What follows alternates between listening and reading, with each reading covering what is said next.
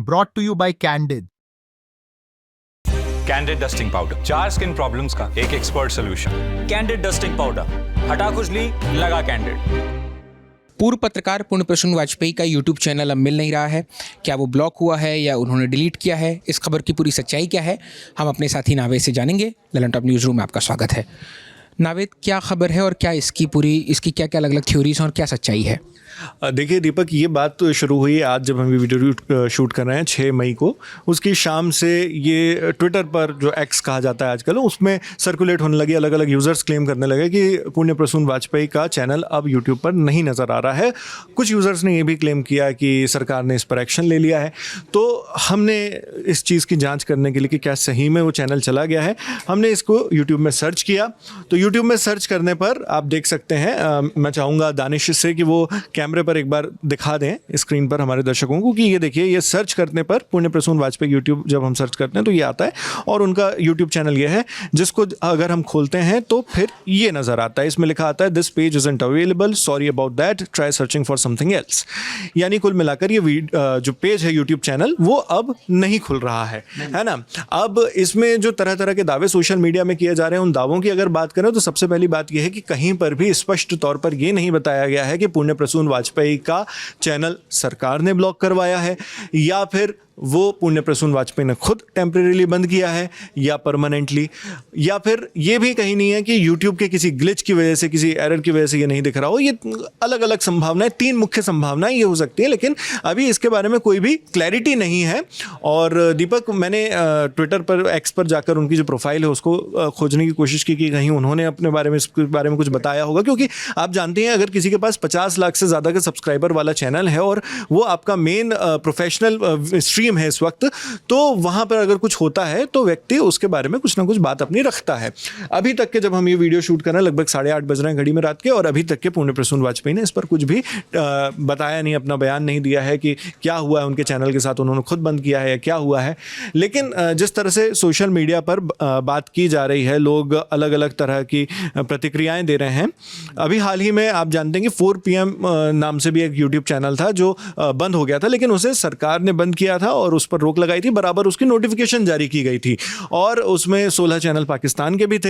हालांकि बाद में जब देखा गया तो यूट्यूब में उनके लाइव स्ट्रीमिंग जारी थी, उसमें रोक नहीं लगी थी, चैनल भले ही ना दिख रहा हो इंडिया में। तो इस तरह से हुआ था। और 4 PM यूट्यूब चैनल को लेकर भी हुआ था, जिसमें उनके जो हेड हैं संजय शर्मा, उन्होंने उस पर एक डिस्प्यूट रेज किया था। वो कोर्ट भी पहुंचे, सुप्रीम कोर्ट, उस पर आएंगे आगे।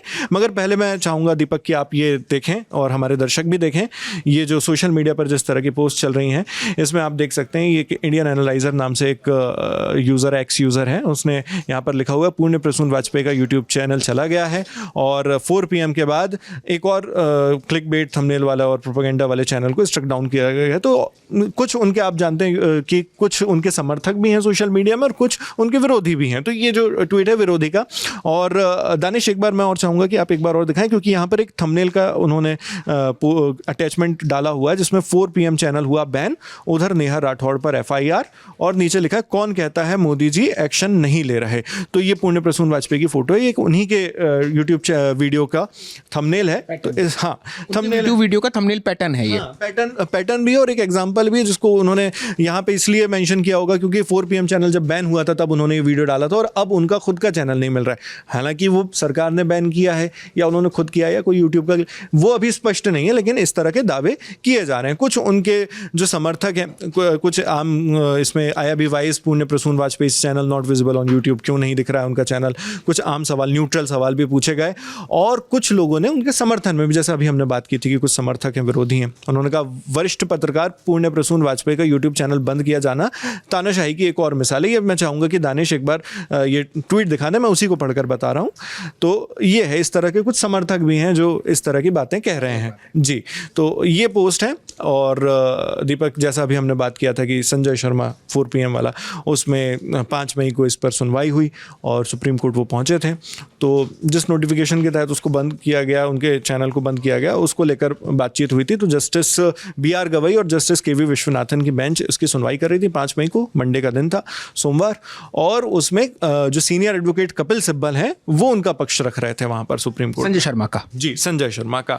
वहाँ पर कहा गया कि मुझे ब्लॉकिंग ऑर्डर मिलना चाहिए कि किस वजह से मेरे चैनल को ब्लॉक किया गया है ना, या अगर कोई वजह नहीं है तब भी अगर ब्लॉक किया गया, ब्लॉकिंग ऑर्डर में सारी चीज़ें मेंशन होनी चाहिए, ये कहा गया। और ये भी कहा गया कि ये जो कदम उठाया गया सरकार के द्वारा, जो ब्लॉकिंग ऑर्डर है वो असंवैधानिक है, अनकॉन्स्टिट्यूशनल है ना, और मुझे कुछ पता ही नहीं है कि मेरे खिलाफ क्या है, किस आधार पर ये किया जा रहा है। इस तरह की चीज़ें की गई। और इसमें जस्टिस BR गवई कहते हैं कि हम जो दूसरा पक्ष है उसको भी सुनेंगे, जो ऑब्वियसली सरकार का पक्ष है उसको भी सुनेंगे, और फिर नोटिस इशू किया जाता है उसमें, और 2 हफ्तों का वक्त दिया जाता है इस नोटिस पर जवाब देने का, जिसमें केंद्र सरकार जवाब देगी। और यहाँ पर जिन कानून का, जिन रूल्स का जिक्र किया गया है उनके बारे में मैं बता दूं कि ये information technology procedure and safeguards for blocking और for access of information by public rules 2009, short में गए तो IT रूल्स 2009, इसके तहत ये एक्शन लिया गया था, सरकार ने ये किया था, जिसको आर्बिट्ररी यानी मनमाना बताया गया और असंवैधानिक बताया गया। इसका मतलब वो रूल 9 का जिक्र करके कहते हैं कि IT रूल्स का रूल 9 बताता है कि आपको पहले नोटिस